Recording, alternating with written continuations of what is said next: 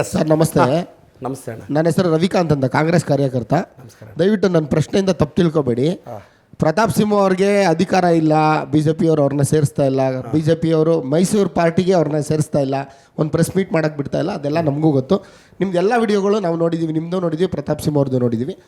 ನೀವು ಸ್ವಲ್ಪ ಪ್ರಬುದ್ಧವಾಗಿ ಉತ್ತರ ಕೊಡ್ಬೋದಿತ್ತಲ್ಲ. ಆಸ್ ಎ ಕಾಂಗ್ರೆಸ್ ಕಾರ್ಯಕರ್ತನಾಗಿ ನಾನು ಕೇಳ್ತೀನಿ, ನಿಮ್ಮಂಥವ್ರಿಂದ ನಮ್ಮ ಪಾರ್ಟಿ ಹಾಳಾಗ್ತಿರೋದು ಅಲ್ಲ ನಿಮ್ಮಂಥವ್ರಿಂದನೇ ಪಾರ್ಟಿ ಹಾಳಾಗ್ತಿರೋದು. ಯಾಕೆಂದ್ರೆ ನೀವೆಲ್ಲ ಕಾಂಗ್ರೆಸ್ ಮುಖವಾಡ ಹಾಕೊಂಡು ನಮ್ಮ ಪಕ್ಷದಲ್ಲಿ ನಿಮ್ಮಂಥವ್ರು ಅಲ್ಲಲ್ಲಿ ಸೇರ್ಕೊಂಡೆ ನಾವು ಹಾಳಾಗಿರೋದು. ಇಲ್ಲ ಸರ್, ಕೇಳಿ ಏನು ಗೊತ್ತಾ ಸರ್, ಸರ್ ನಿಮ್ಮ ಕ್ವಶನ್ ಕನ್ವೆ ಆಗಿದೆ, ನಿಮ್ಮ ಕ್ವಶನ್ ಕನ್ವೆ ಆಗಿದೆ. ದಯವಿಟ್ಟು ನಾನು ಈಗ ಮೈಕ್ ಇಲ್ದೇ ಇರೋರು ಅಲ್ಲಣ್ಣ, ಪ್ರದೀಪ್ ಇದೇ ಪ್ರತಾಪ್ ಸಿಂಹ ಸಿದ್ದರಾಮಯ್ಯ ಸಾಹೇಬ್ರನ್ನ ಮಾತಾಡ್ತಿದ್ರೆ ನಿನಗೇನು ಅನ್ಸ್ಲಿಲ್ವಾ ಸರ್? ನಿನಗೇನು ಅನ್ಸ್ಲಿಲ್ವಾ?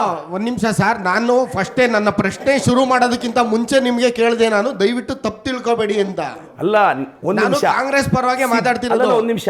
ಸಿದ್ದರಾಮಯ್ಯ ಸಾಹೇಬ್ರ ಬಗ್ಗೆ, DK ಸಾಹೇಬ್ರ ಬಗ್ಗೆ, ಪ್ರಿಯಾಂಕ್ ಸಾಹೇಬ್ರ ಬಗ್ಗೆ ಇವತ್ತು ಅವರೆಲ್ಲ ಅವರು ಲೀಡ್ ಮಾಡಿದ್ದಕ್ಕೆ ನಾವು ರೂಲಿಂಗ್ ಬಂದ್ವಿ. ಅವ್ರದ್ದು ಕಾಂಟ್ರಿಬ್ಯೂಷನ್ ಜಾಸ್ತಿ ಇದೆ, ಎಲ್ರದ್ದು ಇದೆ.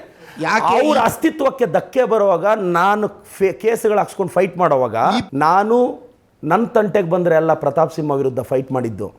ನನ್ನ CM-ಗೋ DCM-ಗೋ ನನ್ನ ಮಿನಿಸ್ಟ್ರ್ ಬಗ್ಗೆ ಮಾತಾಡಿದಾಗ ನಾನು ಫೈಟ್ ಮಾಡಿದ್ದು. ನೀವೊಂದು ಕಾಂಗ್ರೆಸ್ ನೋಡೋಣ, ಕಾಂಗ್ರೆಸ್ ಪಾರ್ಟಿ ಬೆಳಿಬೇಕು ಅಂದರೆ ಒಮ್ಮತವಾಗಿ ಯುನೈಟ್ ಆಗಿರಬೇಕು.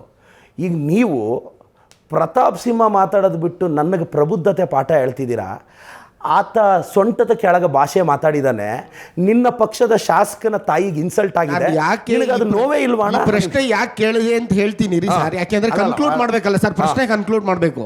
ಯಾವತ್ತೂ ಇದೇ ಚಾನಲಲ್ಲಿ ಇದೇ ಒಂದು ನಾನು ಬರ್ತಾ ನೋಡ್ಕೊಂಬಂದೆ, ಪ್ರದೀಪ್ ಈಶ್ವರ್ ಅವರು ಒಂಟಿ ಆಗ್ಬಿಟ್ರ, ಪ್ರದೀಪ್ ಈಶ್ವರ್ ಅವರಿಗೆ ಪಾರ್ಟಿಯವ್ರು ಯಾರು ಸಾಥ್ ಕೊಡ್ತಾ ಇಲ್ವಾ, ಪ್ರದೀಪ್ ಈಶ್ವರ್ ಅವರ ಮಾತಿಗೆ ಪಾರ್ಟಿಯ ಮುಖಂಡರು ಯಾರು, ಹಿರಿಯರು ಯಾರೂ ಸಹ ಅವ್ರ ಒಲವಲ್ಲಿ ನಿಂತಿಲ್ವಾ ಅಂತ ಹೇಳಿ ನೋಡ್ಕೊಂಬಂದೆ ನಾನು. ನನಗೆ ಬೇಸರ ಆಯಿತು.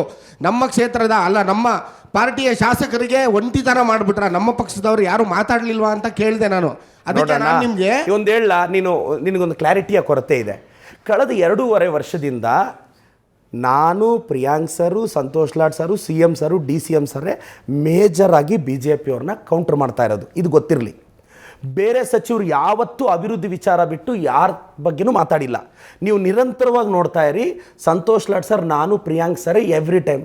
ಈಗ ನನ್ನ ಪರವಾಗಿ ಪ್ರಿಯಾಂಕ್ ಸರ್ನೇ ಟ್ವೀಟ್ ಮಾಡಿದ್ದಾರೆ. ನೀವು ಈಗ ಸಡನ್ನಾಗಿ ಬೇರೆಯವ್ರು ಯಾರೂ ಮಾತಾಡ್ತಿಲ್ಲ ಅಂದರೆ? ಆದರೆ ಪ್ರತಿಯೊಬ್ಬ ಕಾಂಗ್ರೆಸ್ ಕಾರ್ಯಕರ್ತನ ಸಮಸ್ಯೆ, ನೋವು ಏನಂದರೆ, ಒಬ್ಬ ಕಾಂಗ್ರೆಸ್ ಕಾರ್ಯಕರ್ತ ಮುನ್ನುಗ್ಗಿ ಮಾತಾಡಿದಾಗ ಹಿಂದೆಗಡೆ ಇರೋರು ಬೆನ್ ತಟ್ಟಬೇಕು. ನೀವು ಆ ಕೆಲಸ ವಹಿಸ್ಕೊಂಡು ನಿಮ್ಗೆ ಮಾಡಿದ್ದಾರೆ, ಬೇರೆ ಕಾಂಗ್ರೆಸ್ ಕಾರ್ಯಕರ್ತರಿಗೆ ಮಾಡ್ಲಿ ಅಂತ ನಾನು ನಿಮ್ಮ ಹತ್ರ ನಿಮ್ಮ ಪರವಾಗಿ ಕೇಳ್ಕೊತಾ ಇದ್ದೀನಿ. ಅವರ ಮಾತುಗಳನ್ನು ಇನ್ನೊಂದು ಸ್ವಲ್ಪ ರೈಟ್ ಸೆನ್ಸಲ್ಲಿ ನೀವು ಕೂಡ ತೆಗೆದುಕೊಳ್ಳಬಹುದಾಗಿತ್ತು. ಪ್ರತಾಪ್ ಸಿಂಹ ಮಾತನಾಡ್ತಾ ಇರುವುದರ ಬಗ್ಗೆ ಯಾರೋ ಪ್ರಬುದ್ಧ BJP ಕಾರ್ಯಕರ್ತನಿಗೂ ಅನ್ನಿಸ್ಬೋದು, ಯಾಕ್ರಿ ಪ್ರತಾಪ್ ಇಷ್ಟೆಲ್ಲ ಹೋಗಿ ಇಷ್ಟು ಅಪ್ರಬುದ್ಧವಾಗಿ ಮಾತಾಡಿದ್ರಿ, ಯಾಕೆ ಈ ಹಂತಕ್ಕೆ ಹೋಗಬೇಕಾಗಿತ್ತು ನೀವು ಅಂತ BJP ಕಾರ್ಯಕರ್ತರಿಗೂ ಅನ್ನಿಸಬಹುದು.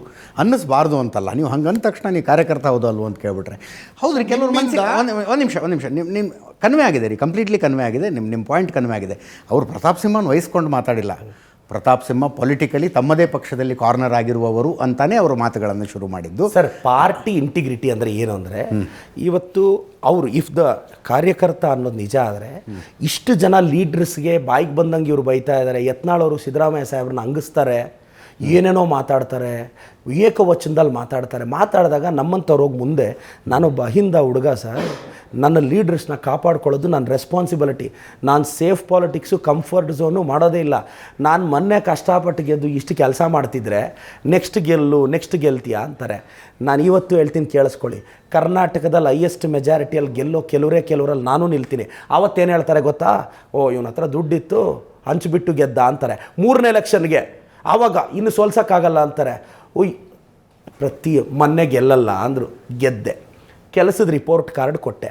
BJP MLAಗಳಿಗೆ ನಾನು ರಾಜ್ಯದ ಜನತೆನ ಕೇಳ್ತೀನಿ, ನಾನು ಕೆಲಸಗಾರನೂ ಹೌದು, ಈಗ ಇದು ರಿಪೋರ್ಟ್ ಕಾರ್ಡ್.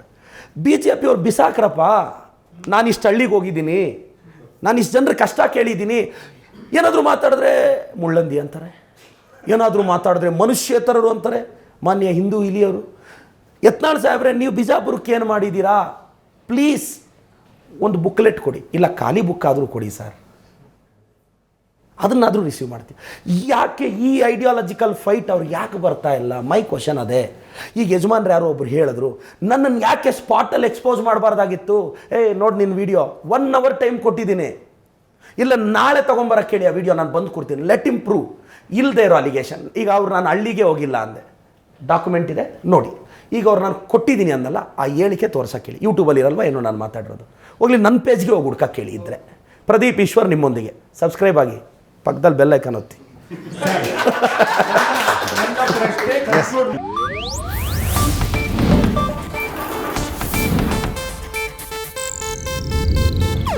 ಇದು ಏಷ್ಯಾನೆಟ್ ನ್ಯೂಸ್ ನೆಟ್ವರ್ಕ್ ಪ್ರಸ್ತುತಿ.